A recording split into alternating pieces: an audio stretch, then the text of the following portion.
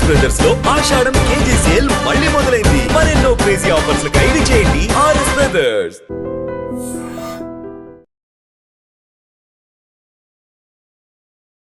నమస్తే, welcome to healthy conversations with I team. నేను మీ ఝాన్సీ.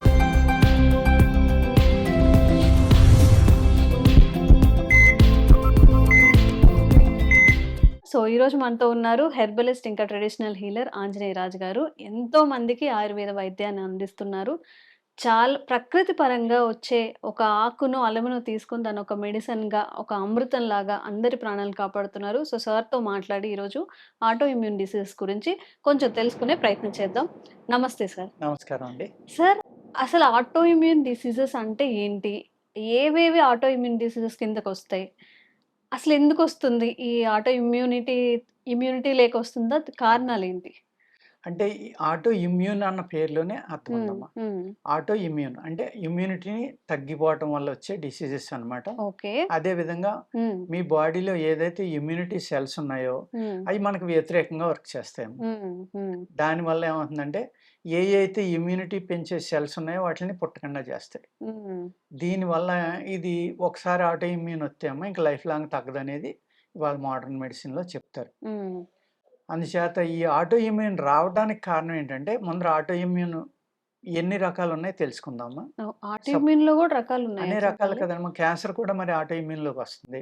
ఓహ్! Rheumatoid ఆర్థరైటిసు, హ్మ్. సోరియాసిస్సు, హ్మ్. సోరియాటిక్ ఆర్థరైటిసు, హ్మ్. ఆస్టియోపోరోసిస్సు, హ్మ్.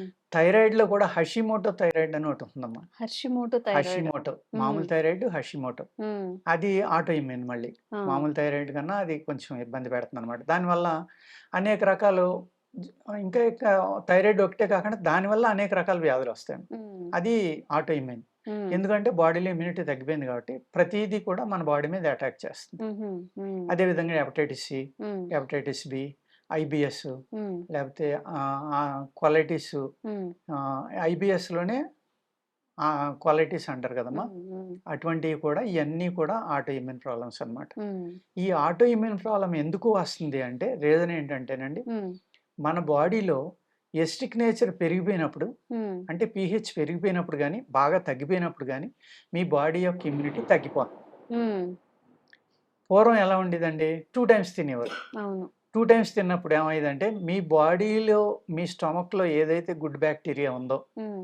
టీ సెల్స్‌ని తయారు చేసి బాక్టీరియా, హ్మ్. దానికి టైమ్ ల్యాప్స్ సరిపోయేదమ్మా దానికి సమయం. ఓకే. దానికి ఇప్పుడు సమయం లేకుండా మనం ఏం చేస్తాం, లెగ్గానే టీలో, కాఫీలో ఇంకోటో హ్మ్. బ్రేక్‌ఫాస్టు, హ్మ్. లంచి, తాగేస్తాం. హ్మ్. లంచి, హ్మ్. స్నాక్సు, మళ్ళీ ఈవినింగ్ డిన్నరు. ఆ! ఇలాగా 4, 5 సార్లు మనం ఏదోటి ఆహారం అనేది లోపలికి పంపుతున్నాం. అవును. హ్మ్. ఈటిలిని అరిగించడానికి ఎంతసేపు మన పొట్టలో ఉన్న గట్‌లో ఉన్న బెస్ట్ బాక్టీరియా, గుడ్ బాక్టీరియా అంతా కూడా హ్మ్. ఈ ఆహారాన్ని అరిగించడానికి తప్ప దానికి రెస్ట్ ఇవ్వట్లేదమ్మా. హ్మ్. హ్మ్. ఇవ్వనప్పుడు ఏం చేస్తుందంటే అది, హ్మ్. ఈ కంటిన్యూగా తినటం వల్ల హ్మ్. మీ బాడీ కూడా అరిగించడానికి ఫ్లూయిడ్స్‌ని రిలీజ్ చేయడం అనేది బాడీ యొక్క ప్రకృతి. హ్మ్. అనేక రకాలైన ఆమ్లాలను రిలీజ్ చేస్తుంది. వాటిల వల్ల మీరు తిన్న ఆహారం అరుగుతుంది. అరిగిపోతుంది. కంటిన్యూగా రిలీజ్ చేస్తుంది. మీరు తింటానే ఉన్నారు, అది రిలీజ్ చేస్తానే ఉంది. హ్మ్. అప్పుడు ఏమైందండి, ఆమ్లాలంటే ఏంటమ్మా?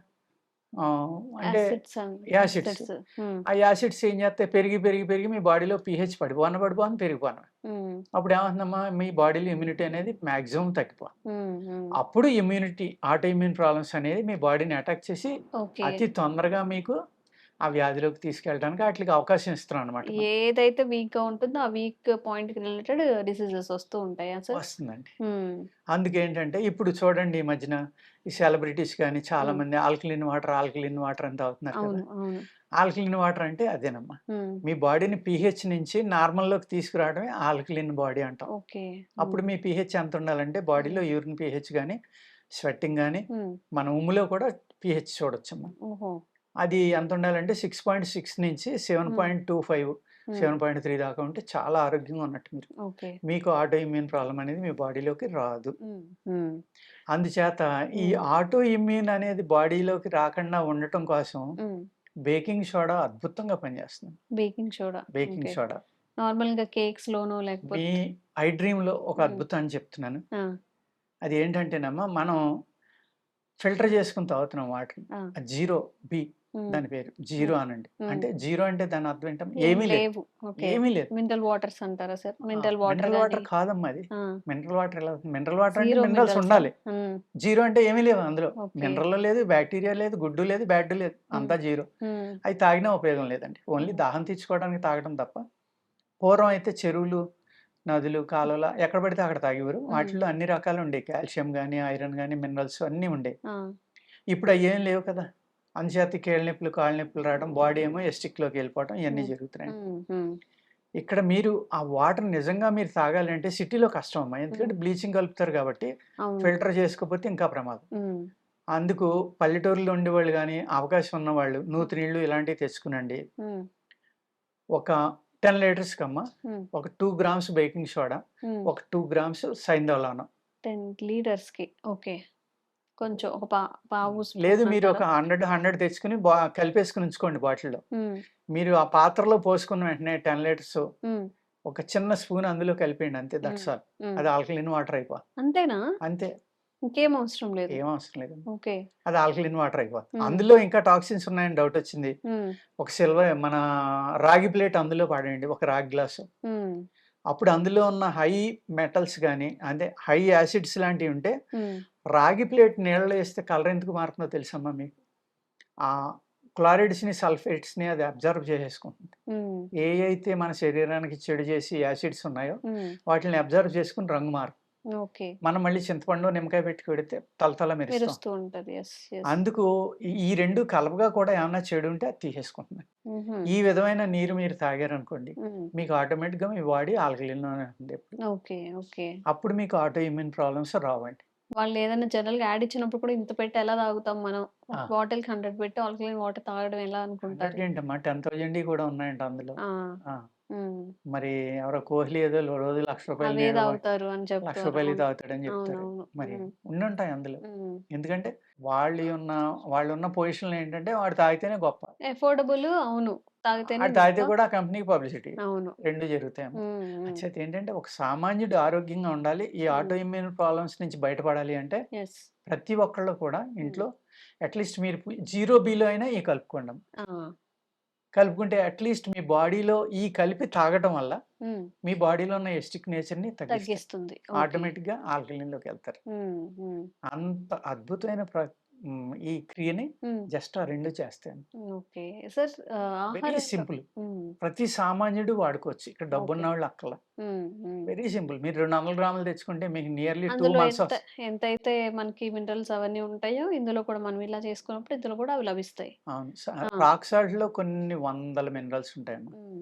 అందుకు రాక్ సాల్ట్ కలుపుతున్నాం. మనం సైంధవంలో అంటే రాక్ సాల్టే. హ్మ్. హ్మ్. మీ ప్రేక్షకులకి అర్థమవుతుందని ఇంగ్లీష్‌లో చెప్తున్నాను నేను. హ్మ్. ఆ రాక్ సాల్ట్, బేకింగ్ సోడా అమ్మ. ఓకే. మంచి బేకింగ్ సోడా తీసుకోమనండి. హ్మ్. డూప్లికేట్ కాకుండా. హ్మ్. 2 కలుపుకొని డబ్బాలో పెట్టుకోమనండి. హ్మ్. పావుకేజీ తెచ్చుకున్న ఎంతమ్మా 200లో అయిపోతుంది. అవును. మీకు 6 నెలల్లో వస్తుంది. హ్మ్. అంటే అవును. మీకు ఎంత తక్కువ ఖర్చుతోటి మనకొచ్చే అది ఆటో కూడా ఇమ్యూన్ కొంచెం జస్ట్ అలా సింపుల్‌గా కలుపుకోవడమే. ఇంక మనం ఏం అంతే అందులో చెయ్యక్కర్ని కూడా కలిపేసి లేదు. ఏసుకోవడమే. ఆ! ఆ! ఓకే. ఏ పని లేదింక. హ్మ్. హ్మ్. అంత చక్కగా ఈ పని చేస్తాయండి. హ్మ్. అదే విధంగా బయట నుంచి కూరలు తెచ్చుకున్నారు. లేకపోతే పళ్ళు తెచ్చుకున్నారు. వాటిల హ్మ్. మీద స్ప్రేయింగ్ ఉందని భయపడుతున్నారు. హ్మ్. మీరు బేకింగ్ సోడా, రాక్ సాల్ట్, హ్మ్. పసుపు, హ్మ్. నిమ్మరసం హ్మ్. ఆర్ వెనిగర్ హ్మ్. ఒక 4, 3 కలుపుకున్నామా వీటిల్లో మీరు ఆ వాటర్‌లో ఇయేసేసి స్ప్రేయింగ్ చేసినయి ఒక హ్మ్. 10 నిమిషాలు ఉంచేసి, తీసి శుభ్రంగా స్వీట్ వాటర్‌లో కడుక్కొని, హ్మ్. గుడ్డతోటి తుడుచుకొని ఫ్రిడ్జ్‌లో పెట్టుకున్నారనుకోండి. హ్మ్.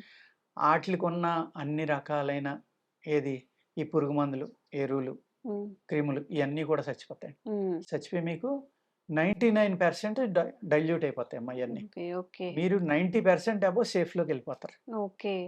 ఈ విధమైన జాగ్రత్తలు తీసుకుంటే మనకు హ్మ్. ఆటో ఇమ్యూన్ ప్రాబ్లమ్ రాదండి. ఓకే. అంతకంటే ప్రమాదం ఈ డిష్ వాషర్‌లు. హ్మ్. హ్మ్. మనం వాడే సోప్స్ ఉన్నాయి కదండీ!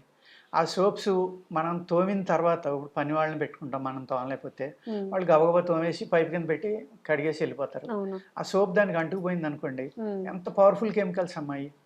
మీరు 10 రోజుల క్రితం అంటుకున్న స్టెయిన్స్ కూడా వదిలిపోతాయని పబ్లిష్ చేస్తున్నారు. హ్మ్. అంత పవర్‌ఫుల్ సోప్ మీ బాడీలోకెళ్తే ఏమవుతుందమ్మా? హ్మ్. అవును.